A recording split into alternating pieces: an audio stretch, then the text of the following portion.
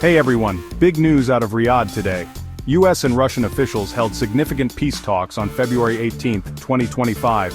This marks the most extensive high-level engagement since the start of the Ukraine conflict.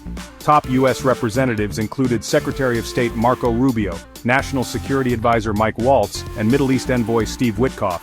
On the Russian side, Foreign Minister Sergei Lavrov and President Putin's Foreign Policy Advisor Yuri Ushakov were present. The Saudi delegation was led by Foreign Minister Prince Faisal bin Farhan Al Saud and National Security Advisor Mossad bin Mohammed Al Iban. One of the most controversial moments came from President Trump, who suggested that Ukraine was to blame for the conflict and should have made a deal with Russia 3 years ago. He also questioned why Ukraine wasn't at the talks. Despite the absence of Ukrainian officials, the US and Russia made significant strides.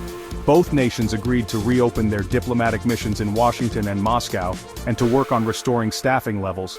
This is a huge step forward in mending diplomatic relations. A peace negotiation framework was also laid out. Working groups will be established to explore a negotiated end to the conflict. These discussions will cover critical issues like territory and security guarantees.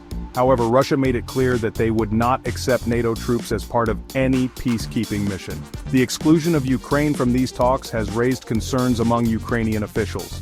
They feel sidelined in negotiations that directly affect their country. Regarding sanctions, the US did not rule out lifting them as part of a peace agreement. However, no specific details were discussed on this front.